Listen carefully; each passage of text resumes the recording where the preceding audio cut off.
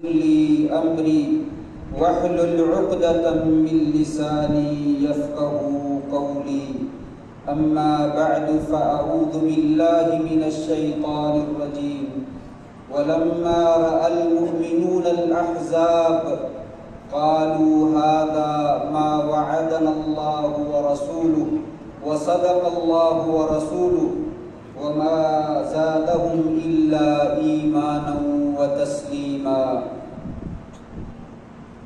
جب مومنوں نے کئی جماعتوں کو اور گروہوں کو دیکھا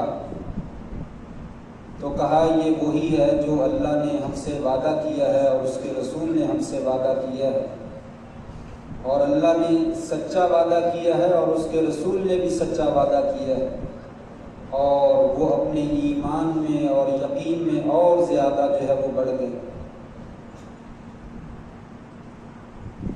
نہایت عزت کے لائق سامعین محترم، بزرگوں، دوستوں، بھائیوں، معززات ماؤں، بہنوں اور بیٹیوں، نبی کریم صلی اللہ علیہ وسلم جب اس کائنات میں مبعوث ہوئے، مشرکین مکہ نے مکہ میں رہنا جو ہے وہ مشکل کر دیا۔ آپ ہجرت کر کے مدینہ چلے گئے، مشرکین نے وہاں بھی پیچھا نہ چھوڑا، جنگ بدر کا معاملہ پیش آیا، پھر جنگ احد کا معاملہ پیش آیا، اور پھر اس کے بعد غزوہ احزاب کا واقعہ پیش آیا۔ جنگ خندق غزوہ احزاب ہی کو کہا جاتا ہے۔ غزوہ احزاب میں کافرین مشرکوں نے اپنے تمام قبائل کو، دائیں بائیں اور آگے پیچھے کے جتنے بھی قبیلے تھے، سب کو تیار کر کے مسلمانوں کے اوپر چڑھائی کی، اور ایک بہت بڑا لشکر جو ہے وہ تیار کر کے مسلمانوں کے خلاف لے آئے، اور بڑی سخت شدید سردی کا موسم تھا، اور مسلمانوں کے پاس ایسے لشکر کی طاقت بھی موجود نہ تھی۔ ایسے حالات میں جب 10,000 کا لشکر، بہت بڑا لشکر، اس نے مدینہ کے اوپر چڑھائی کی، مسلمانوں نے وہ لشکر دیکھا تو خوف زدہ نہیں ہوئے، گھبرائے نہیں، باوجود اس کے کہ لشکر کی تعداد بہت زیادہ تھی، وہ لڑنے میں اور جنگ میں بہت زیادہ ماہر تھے، اسلحہ بھی ان کے ساتھ جو موجود تھا، اندر کے یہودی بھی سازش کر چکے تھے اور مسلمانوں کو دھوکہ دے چکے تھے اور بدعہدی کر چکے تھے، اور منافقین کی سازشیں بھی اپنے عروج کے اوپر تھیں۔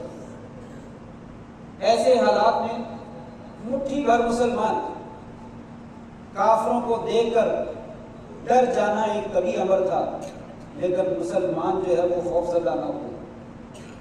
اسی کا تذکرہ اللہ تبارک و تعالیٰ نے آیات میں کیا سورۃ احزاب کے اندر، وَلَمَّا رَأَى الْمُؤْمِنُونَ الْأَحْزَابَ قَالُوا هَذَا مَا وَعَدَنَا اللَّهُ وَرَسُولُهُ۔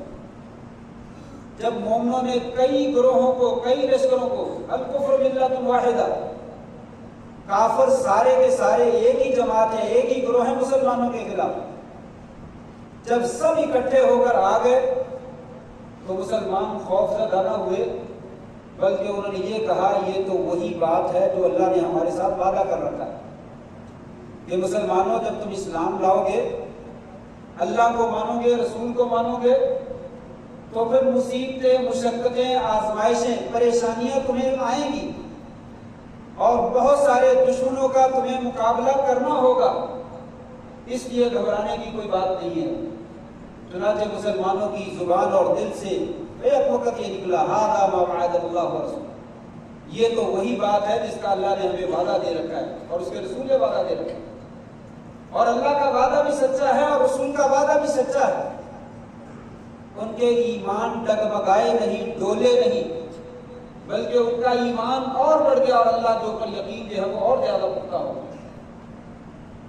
آج بھی دشمن نے ہمارے اوپر جو ہے وہ جنگ مسلط کی ہے، کافروں کو، ہمارے دشمن کو، امریکہ کی، اسرائیل کی، برطانیہ کی، الغرض تمام کفار کی پشت پناہی جو ہے وہ حاصل ہے۔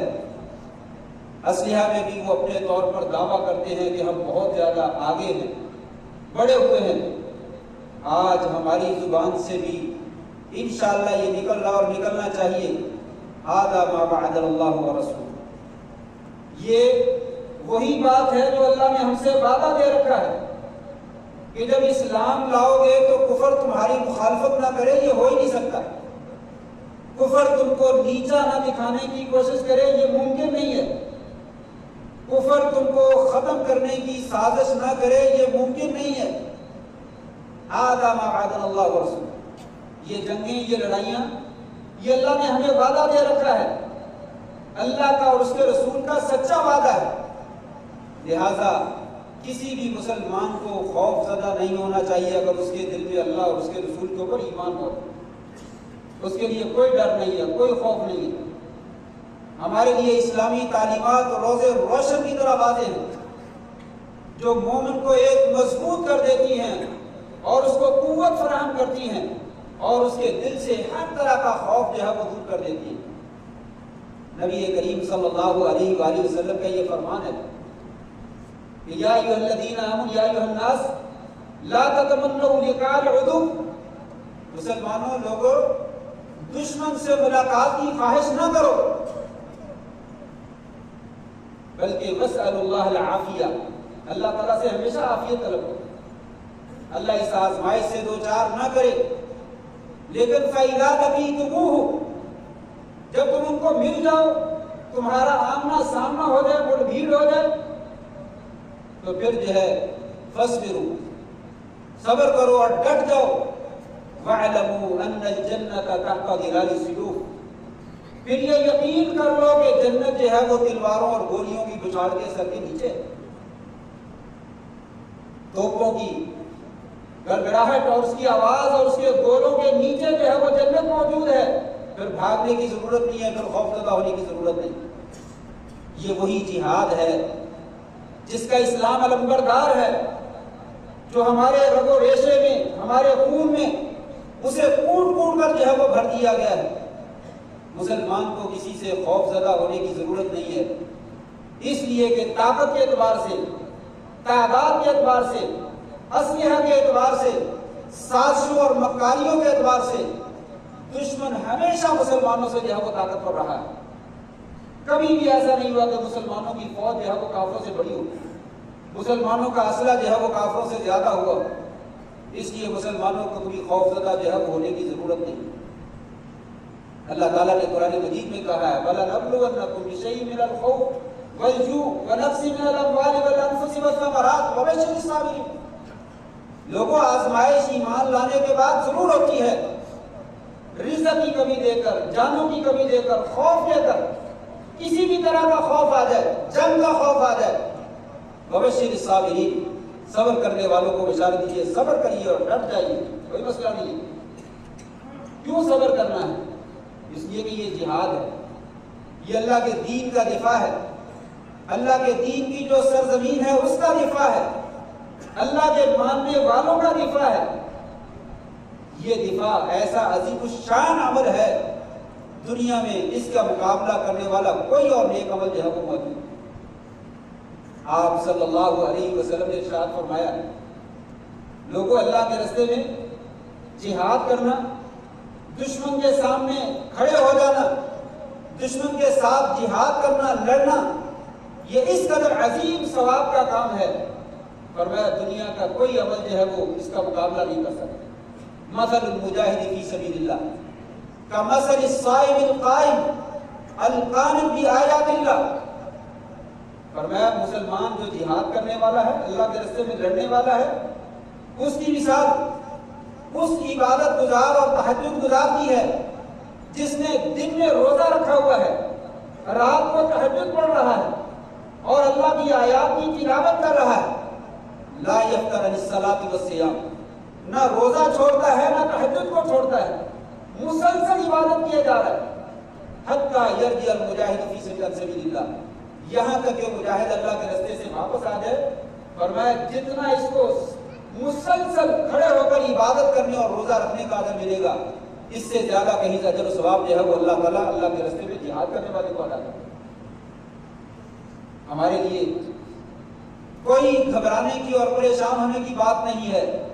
زندہ ہیں تو غازی کی حیثیت سے ہیں، فوت ہو گئے تو شہادت کی موت ہے، جس کے لیے ایک صحابی نبی کریم صلی اللہ علیہ وسلم کا بیان کرتا ہے، میں نے ایک پہاڑوں کی وادی میں چشمے کو دیکھا، اس کا پانی بڑا میٹھا اور مزیدار تھا، میرا جی چاہا گھروں سے باہر نکل کر یہی ڈیرا لگا لوں، لیکن میں نے کہا نبی کریم سے اجازت لے لینی چاہیے، چنانچہ میں آپ کے پاس آیا اور میں نے آپ کو ذکر کیا، آپ نے فرمایا میرے صحابی فلا تفعل، ایسا نہ کرو، ایسا نہ کرو، بلکہ تمہیں معلوم ہے اللہ کے راستے میں جہاد کرنے کا کیا اجر ہے، اللہ کے راستے میں لڑنے کی کیا فضیلت ہے، اغزوا فی سبیل اللہ، اللہ کے راستے میں جو ہے وہ جہاد کرو، الا تحبون ان یغفر اللہ لکم، تم نہیں چاہتے اللہ تمہارے گناہوں کو معاف کر دے، ویدخلکم الجنہ، تمہیں جنت میں داخل کر دے، من جاہد فی سبیل اللہ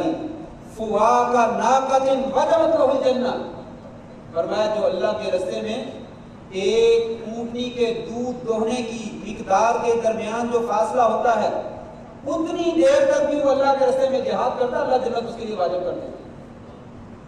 اونٹنی کا دودھ جب دوہا جاتا ہے تو اونٹنی کے چرواہے جانتے ہیں تھوڑا سا دودھ نکالا جاتا ہے تو چھوڑ دیا جاتا ہے، اور جانور کا بچہ جو ہے پھر دودھ پیتا ہے، اس کے فوری بعد پھر دوبارہ دودھ نکال لیا جاتا ہے۔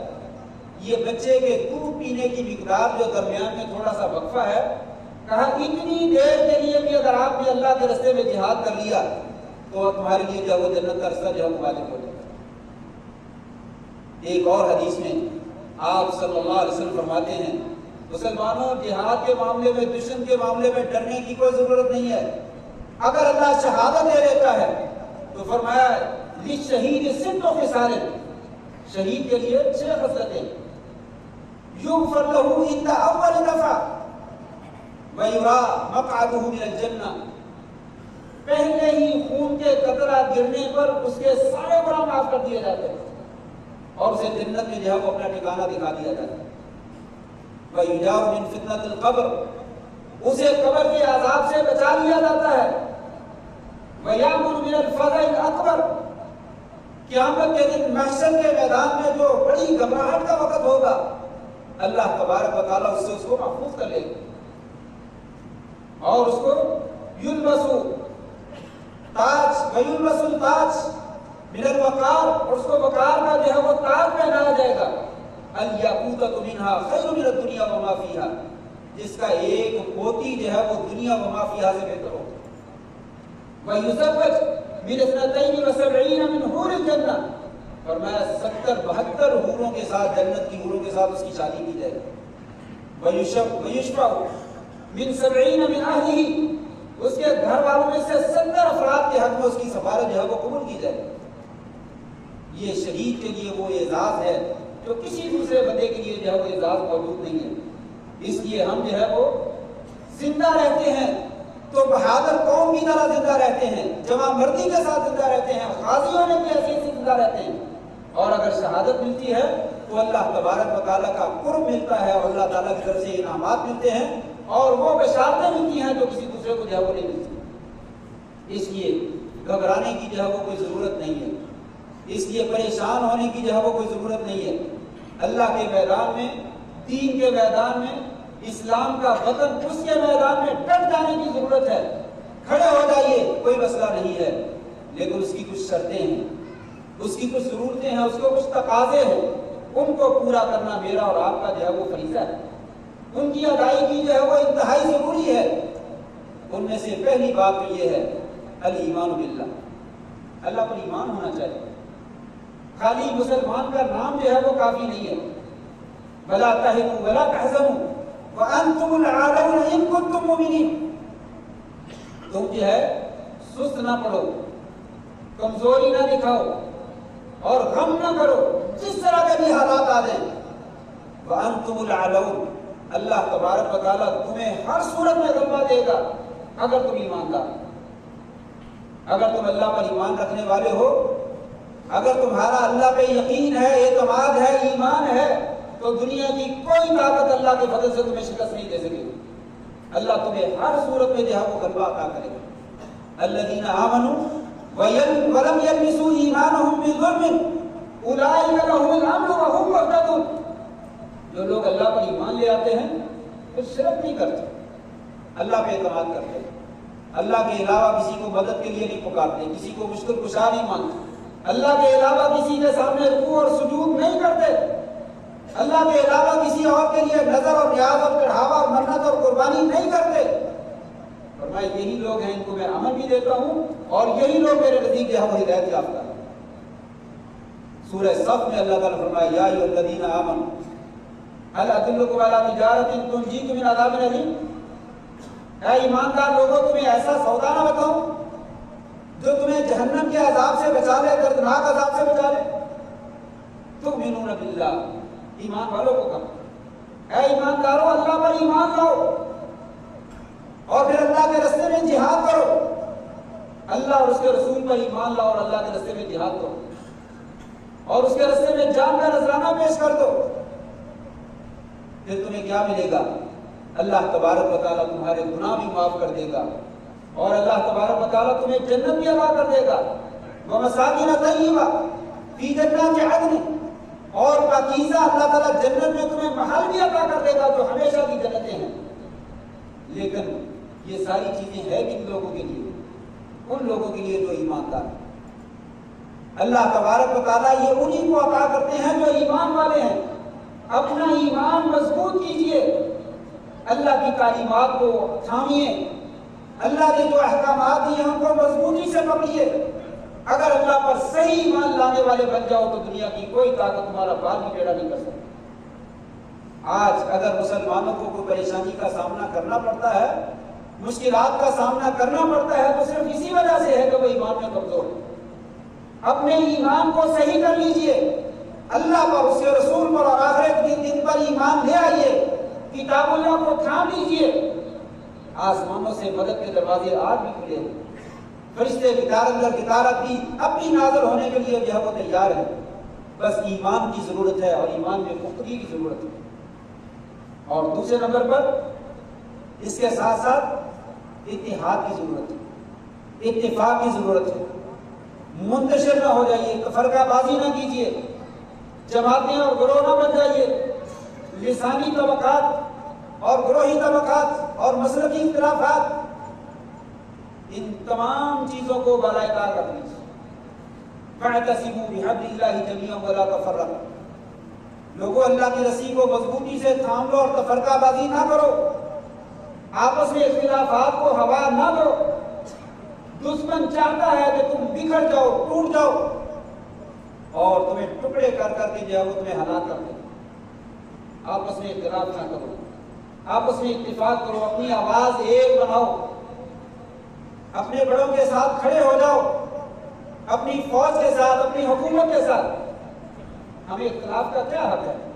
کبھی کوئی آدمی کوئی بات کرتا ہے, دوسرا کوئی بات کرتا ہے, تیسرا کوئی بات کرتا ہے. اگر ہم اپنے وطن کے ساتھ, اپنے ہم وطنوں کے ساتھ مخلص نہیں ہیں تو اس کا مطلب کیا ہے؟ کس کے ساتھ؟ دشمن کے ساتھ کھڑے. دو ہی تو گروہ ہیں, یہ ہمارا اپنا وطن ہے, ہماری اپنی سربراہی, اپنی فوج ہے, یا پھر اس کے مقابلے میں دشمن ہے. جو لوگ اپنوں کا ساتھ نہیں دیتے یقیناً وہ دشمنوں کا ساتھ دیتے. یہی تو دشمن چاہتا ہے. اگر آج ہمارے سیاستدان, ہمارے حکمران, ہماری فوج, ہماری عوام ایک آواز جو ہے وہ دکھائیں, دشمن کا پیشاب نکل جائے. دشمن کبھی ہمارے سامنے کھڑا نہ ہو سکے. اسے قوت تبھی ملتی ہے, اسے حوصلہ تبھی ملتا ہے جب وہ دیکھتا ہے کہ یہ تو اپنے صوبے کے لیے لڑ رہا ہے, یہ تو اپنے مال کے لیے لڑ رہا ہے, یہ تو اپنی کرسی کے لیے لڑ رہا ہے, یہ تو اپنی سربراہی اور اپنی تنظیم کے لیے لڑ رہا ہے. تو دشمن کو معلوم ہے کہ یہ ہمارے مقابلے میں کبھی نہیں ٹھہر سکتا. کسی کو اپنے علاقے کا لالچ دے دو, کسی کو اپنی قومیت کا لالچ دے دو, کسی کو اپنے قبیلے کا لالچ دے دو, کسی کو پیسے کا لالچ دے دو, یہ ٹوٹ جائیں گے اور بکھر جائیں گے. ان پر حملہ کرنا جو ہے وہ آسان ہو جائے. اس لیے ضرورت اس بات کی ہے کہ لوگوں اتفاق کرو. قرآن مجید میں اللہ تبارک نے فرمایا کہ لوگوں انتشار نہ کرو. اگر تم نے انتشار کیا, افتراق کیا, آپس میں بکھر گئے, ٹوٹ گئے, یہ تذهب ريحكم, تمہاری ہوا پڑ جائے. تم شکست کھا جاؤ گے، تم کسی کے سامنے مقابلے کے لیے کھڑے نہیں ہو سکتے۔ اس لیے ضروری ہے، اس بات کی ضرورت اس بات کی ہے کہ ہم سب جو ہے بیک آواز ہوں۔ ید اللہ الجماع، لوگوں اللہ کا ہاتھ جو ہے وہ جماعت کے اوپر ہوتا ہے، اکیلے آدمی کے اوپر نہیں ہوتا۔ اکیلی بکری جو ریوڑ سے جدا ہو جاتی ہے، بھیڑیا اور شیر جو ہے وہ اسی کے اوپر ٹوٹ پڑتا ہے اور اسے دبوچ کر جو ہے وہ لے جاتا ہے۔ جماعت کے ساتھ جو لوگ ملتے ہیں وہ ان کو شکست نہیں ہوتی۔ فیصلے کبھی سمجھ سے بالاتر ہوتے ہیں، ہمیں سمجھ نہیں آتی کہ کیا فیصلہ کیا جا رہا ہے، اور ہم جو ہے وہ باتیں بنانا شروع کر کچھ بھی نہیں سکتے، لیکن مخالفت کر سکتے ہیں، مخالفت کرنا شروع کر دیتے ہیں۔ ہماری مخالفت سے ہمارے ملک کو ذرہ برابر بھی فائدہ نہیں ہوتا، اگر فائدہ ہوتا ہے تو اس کا فائدہ جو ہے وہ دشمن اٹھاتے ہیں، اور ہماری جمعیت جو ہے وہ بکھر جاتی ہے، اور ہماری مضبوطی کی کمر جو ہے وہ ٹوٹ جاتی ہے۔ اس لیے ہمیں بیک آواز ہونا چاہیے، ہماری جانب سے افتراق اور انتشار کا کوئی کلمہ بلند نہیں ہونا چاہیے، پنجابی اور سندھی اور بلوچی کا نعرہ بلند نہیں ہونا چاہیے، جماعتوں اور تنظیموں کے نعرے نہیں ہونے چاہیے۔ بحیثیت مسلمان ہم ایک قوم ہے، بحیثیت پاکستان ہم ایک قوم ہے، ہم سارے کے سارے ہم وطن ہیں۔ ہمیں اپنے ملک کے لیے، اپنے اسلام کے لیے، اپنے دین کے لیے، اپنے بھائیوں کے لیے جو وہ بیک آواز ہونا ہوگا، تب اللہ تعالیٰ کی مدد جو نازل ہوتی ہے۔ اگر اللہ کی رسی کو مضبوط تھام کر متحد ہو جاؤ تو پھر جو ہے وہ اللہ تبارک و تعالیٰ جو ہے وہ کامیابی اور غلبہ عطا کرتا ہے، وگرنہ جو لوگ بکھر جاتے ہیں ان کو شکستیں ہو جاتی ہیں اور وہ ٹوٹ جاتے ہیں، دشمن ٹکڑے ٹکڑے کر کے ان کو ایک ایک کر کے جو ہے وہ ختم کر دیتے ہیں۔ یہ بڑی سنجیدگی سے سوچنے والی بات ہے۔ ہم معمولی سی بات کے اوپر جو ہے وہ اختلاف کرتے ہیں اور فوراً جو ہے وہ گروپ میں جو ہے وہ شیئر کرنا شروع کر دیتے ہیں، فلاں نے ایسا کر دیا، فلاں نے ایسا کر دیا، ہم اس کا ساتھ نہیں دیں، اس کا ساتھ نہیں دیں۔ ایسا نہیں ہے۔ دشمن کے مقابلے میں اگر ہمارے بڑوں کے کچھ فیصلے ہمیں پسند نہ بھی ہوں تب بھی ان کے ساتھ کھڑے ہو جائیں، تاکہ پتہ چلے کہ دشمن کو مسلمان ایک ہیں، ان میں آپس میں کوئی انتشار نہیں ہے۔ اللہ تبارک تعالیٰ ہم میں ہی 20 ایسے ہمارے راہ پر پیدا کر دے گا جو ہماری کشتی کا بیڑا جو ہے وہ پار لگانے کے لیے تیار ہو جائے گا۔ اس لیے انسان کو کبھی بھی آپس میں اپنے آپ کو کمزور کرنے کی کوشش نہیں کرنی چاہیے۔ یہ افتراق اور انتشار امت مسلمان کی تباہی کا ذریعہ ہے۔ جب تک مسلمان اکٹھے تھے تب تک مسلمانوں کو دنیا کی کوئی طاقت یا شکست نہیں دے سکتی۔ دشمن نے جان لیا کہ ان کو ناکام کرنے کا ایک ہی راز ہے، ان کو آپس میں توڑ دو، ان کو آپس میں لڑا دو۔ آج جو ہے چھوٹا سا ملک ہے، اسی میں اتنی جماعتیں، اتنی تنظیمیں، اتنے گروہ، اور ہر آدمی اپنے اپنے گھر میں جو ہے وہ سربراہ میں بیٹھا ہے اور دوسرے کو کچھ سمجھتا نہیں ہے۔ چنانچہ دوسرا بڑھتا ہے مرے، اسے کوئی پرواہ نہیں۔ ایسا نہیں ہے۔ ہم یک زبان ہو جائیں، یک جسم ہو جائیں، یک قالب ہو جائیں تو اللہ کے فضل سے دشمن جو ہے وہ ٹیڑھی نظر سے نہیں ہمیں دے سکتے، حملہ کرنا تو بڑی دور کی بات ہے۔ اس لیے اجتماعیت ہمارا فرض اول ہے۔ اسلام لانے کے بعد ہمارے لیے انتہائی ضروری ہے کہ ہم متفق ہوں، متحد ہو جائیں۔ چھوٹے موٹے اختلافات ہوتے رہتے ہیں اور ایک بسے ٹوٹا انہیں سر پہ نظر کر دیں، نظر انداز کر دیں۔ دشمن نہیں دیکھتا یہ بریلوی ہے، یہ اہل حدیث ہے، یہ دیوبندی ہے، یہ فلاں تنظیم سے تعلق رکھتا ہے، یہ فلاں تنظیم سے تعلق رکھتا ہے۔ وہ کہتا ہے یہ پاکستان ہے، یہ مسلمان ہے، بس فلسطین میں اس نے کوئی تمیز نہیں دیکھی کہ یہ کس طرح سے تعلق رکھتا ہے۔ بحیثیت مسلمان پورے فلسطین کے مسلمانوں کے ساتھ اس نے جو مقابلہ کیا۔ آج بھی کفر یہی چاہتا ہے، ہمارے ساتھ بھی یہی چاہتا ہے۔ اس لیے افتراق اور انتشار کی قطعاً گنجائش نہیں ہے۔ ہماری یہ ذمہ داری بنتی ہے کہ ہم ایک ہوتے ہیں۔ کوئی آدمی اپنوں کے خلاف ہوتا تو اسے خاموش کروا، اسے خاموش کروا دیا جائے اور کہا جائے ساتھ چلیں۔ اللہ تبارک و تعالیٰ ساتھ چلنے کی برکت سے بہت سارے غلط فیصلے ہوتے ہیں وہ بھی درست ہو جاتے ہیں، وہ بھی اللہ تعالیٰ صحیح کر دیتے ہیں۔ جہاں نیکی کی برکت حاصل ہوتی ہے وہاں پہ گناہ کی نحوست نہیں پڑتی ہے، اور اتفاق اور اتحاد بہت بڑی نیکی ہے۔ وہیں پہ انسان جو ہے وہ بہتر بن جاتا ہے۔ آپ اکٹھے ہیں، کہیں پہ غلطی ہے، مجتمع ہیں، اس کی اصلاح کر سکتے ہیں۔ جب آپ پارٹی سے علیحدہ ہو جاتے ہیں پھر آپ اصلاح نہیں کرتے بلکہ تخریب کا کام کرتے، ان کا سارا کام ہے خراب۔ ان کے ساتھ نہیں کھڑے ہونا، میں نے علیحدہ ممبر بنانا ہے، میں سب کچھ علیحدہ کروں گا، تو پھر جماعتیں جب ٹوٹ جاتی ہیں تو پھر کامیابیاں جو ہے وہ مقدر نہیں بنتی۔ اس لیے ہمارا ایمان لانے کے بعد، اللہ پر یقین کرنے کے بعد یہ سب سے اہم فریضہ بنتا ہے کہ آپس میں جو ہے وہ اتفاق اور اتحاد کو کبھی نہ چھوڑیں، آپس میں یک جان اور یک قالب جو ہے وہ بن جائے۔ اور اس کے بعد تیسرے نمبر پر ضروری ہے کہ ہم جو ہے ہماری فوج وہ میدان جہاد میں ثابت قدم رہے۔ ہمارے بڑے یقیناً اس ملک کے خیر خواہی کے فیصلے کرتے ہیں، انہیں بھی اس ملک میں رہنا ہے اور وہی اس ملک میں محافظ ہیں اور میدان جہاد پہ آگے انہوں نے لڑنا ہے، لیکن ہمیں ان کے شانہ بشانہ جو ہے وہ کھڑا ہونا چاہیے، ان کی پشت میں کھڑے ہونا چاہیے، ان کا ساتھ دینا چاہیے، انہیں پریشان نہیں کرنا چاہیے اور ان کے لیے دعا کرنی چاہیے، ذکر کرنا چاہیے۔ جب اللہ تعالیٰ فرماتے ہیں جب تمہارا دشمن سے ٹکراؤ ہو جائے فَاثْبُتُوا وَاذْكُرُوا اللَّهَ، لوگوں ثابت قدم بھی رہو اور اللہ کا ذکر بھی کرو۔ اپنے فوجیوں سے اور اپنے جوانوں سے اور اپنے مجاہدین سے میں یہ کہوں گا کہ وہ ہمیشہ اللہ کا ذکر کریں، اور قوم سے بھی کہوں گا وہ بھی اللہ کو یاد رکھیں، اللہ کے ذکر کو بس کچھ نہ ڈالیں۔ اللہ تبارک و تعالیٰ اپنے ذکر کرنے والوں کو، یاد کرنے والوں کو یاد رکھتا ہے۔ فَاذْكُرُونِی اذْکُرکم، مجھے یاد رکھو میں تمہیں یاد کروں، میرا ذکر کرو میں تمہارا ذکر کروں گا۔ لوگوں مجھے یاد رکھو، وَاشْکُرُونِی وَلَا تَکْفُرُوا، میرا شکر کرو میں شکر نہ کرنا۔ ذکر، اللہ تعالیٰ کی یاد مسلمان کا سب سے بڑا اسلحہ ہے، سب سے بڑی قوت ہے۔ جب انسان اللہ کو یاد رکھتا ہے، مالک جو رب الناس ہے، ملک الناس ہے، الہ الناس ہے، جب انسان اس کو یاد رکھتا ہے وہ سب سے سپر پاور طاقت ہے، وہ اللہ تبارک و تعالیٰ پھر اپنے بندے کو ضائع نہیں ہوتا۔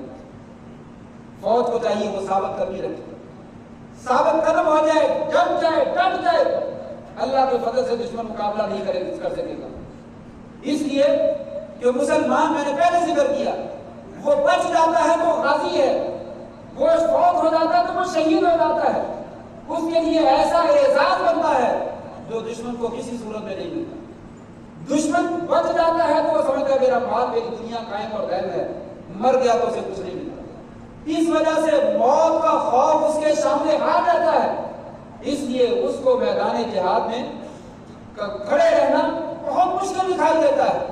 اور مسلمان کو ثابت قدمی کے اندر مدد دینے والی یہی بنیادی چیز ہے کہ مسلمان جو ہے وہ موت سے ڈراتا ہے۔ اسے معلوم ہے اینما تکونوا یدرککم الموت ولو کنتم فی بروج مشیدہ، جب موت کا وقت آ جانا ہے اس نے ایک لمحہ، ایک پل بھی آگے اور پیچھے نہیں ہونا۔ تم کہیں مضبوط محلوں میں چلے جاؤ، مضبوط قلعوں میں چلے جاؤ، موت وہاں بھی تمہیں آ جائے گی۔ لہٰذا موت کا جب وقت ہے وہ میدان جہاد میں آ جائے، وہ بارڈر پہ آ جائے، وہ زمین پہ آ جائے، وہ آگے آ جائے، وہ پیچھے آ جائے، مسلمان اس سے نہیں گھبراتے۔ اس لیے ہمارے جوانوں کو ثابت قدم ہی رہنا چاہیے اور اللہ کو یاد کرنا چاہیے، اور قوم کو دعا کرنی چاہیے، قوم کو دعا کرنی چاہیے اللہ ان کے فیصلے درست کر دے، اللہ ان کو ثابت قدم کر دے، ان کو مقابلہ کرنے کی توفیق دے۔ نبی کریم صلی اللہ علیہ وسلم کی طرح اللہ پہ یقین بھی بہت زیادہ ہے، نبی سچے بھی ہیں، اللہ کے وعدے بھی نبی کے ساتھ بہت زیادہ ہیں، لیکن اس کے باوجود رو رو کر، گڑ گڑا کر، گریہ زاری کر کے کیا دعا کرے؟ اللہم ان تہلک ہذہ العصابہ لا توبت فی الارض ابدا، یا اللہ یہ مٹھی بھر مسلمان اگر آج ہلاک ہو گئے تو زمین پر تیری عبادت کرنے والا کبھی کا زندہ نہیں رہے گا۔ یا اللہ اپنے بندوں کی حفاظت فرما، اللہم انجز لنا ما وعدتنا، یا اللہ جو تو نے وعدہ کیا اس کو پورا کر دے۔ اگر یہ دعائیں ہماری زبانوں پہ جاری ہو جائے، رونے کے بعد، سجدوں میں اور نمازوں کے بعد اٹھتے بیٹھتے، تو وہ وقت دور نہیں ہے کہ دشمن جو ہے وہ اس کو منہ کی کھانی پڑے اور دور بھاگ جائے، سارے مل کر بھی آ جائیں تو سب شکست کھا دیں، لیکن ہماری زبانوں پہ گانے ہوں اور بے حیائی اور فحاشی اور عریانی کی باتیں ہوں اور سود اور حرام کھانا ہو، اللہ کی بغاوتوں کو کرتے ہوئے ہوں، اللہ کا ذکر کرنا تو بڑی دور کی بات ہے، تو پھر کامیابیاں جو ہے وہ مقدر نہیں بنتی۔ اس لیے جوانوں کو ثابت قدم رہنا اور ان کے لیے دعا کرنا یہ ہمارا فریضہ ہے، ان کو بھی اللہ کو یاد رکھنا اٹھتے بیٹھتے، میرے جہاز نے یہ کر دیا، میرے فلاں نے یہ کر دیا، فلاں نے یہ کر دیا، ایسا کہنے کی ضرورت نہیں۔ اللہ کی مدد شامل حال ہے تو ہم جو ہے وہ چھوٹے جہازوں کے ساتھ بھی، تھوڑے اسلحے کے ساتھ بھی، معمولی اسلحے کے ساتھ بھی دشمن کے لیے تیار ہیں، اللہ تبارک و تعالیٰ اسی میں برکت کر دے۔ تو اللہ کا نام لینا چاہیے، یا اللہ تیری توفیق سے، تیری مدد سامنے حال رہی تو ہم ناکام نہیں ہوں گے، یا اللہ تو اپنی مدد ہمارے سامنے حال رکھ۔ یہ دعائیں ہم سب کا فریضہ ہے، اجتماعی طور پر بھی اور انفرادی طور پر بھی دعا کریں۔ اگر دعا نہیں کریں گے، اللہ کو یاد نہیں کریں گے تو معاملہ مشکل ہو جائے گا۔ اس لیے یہ بہت ضروری ہے ایسے مشکل حالات میں اللہ تعالیٰ کو یاد کریں۔ آسانی کے حالات میں بھی یاد کرنا چاہیے، لیکن مشکل کے حالات میں تو خصوصی طور پر یاد کرنا چاہیے۔ ابھی بھی ہم ڈرامے دیکھنے سے باز نہ آئیں، فلمیں دیکھنے سے باز نہ آئیں، جھکتے مارنے سے باز نہ آئیں، جھکتے سننے سے باز نہ آئیں، تو پھر اللہ تعالیٰ کی مدد کے خواب دیکھنا یہ درست نہیں ہے۔ یہ کبھی خواب میں شرمندہ تعبیر جو ہے وہ نہیں ہوتا۔ یہ وہ وقت ہے کہ جس وقت اللہ تعالیٰ سے رو رو کر دعائیں مانگے۔ ہر بندہ انفرادی طور پہ دعا مانگے، فرضی نماز تو پڑھے، نفل بھی پڑھے، تہجد بھی پڑھے، اس وقت میں پھر اللہ سے دعا مانگے، کیسے اللہ کی مدد نہیں آتی؟ لیکن ہم سارے الٹ کام کریں اور پھر کہیں کہ معلوم نہیں آسمان سے مدد کیوں نہیں آتی، فرشتے کیوں نہیں اترتے؟ اللہ دشمن کی افواہوں کی تصدیق نہ کریں، افواہوں کے اوپر اعتبار نہ کریں۔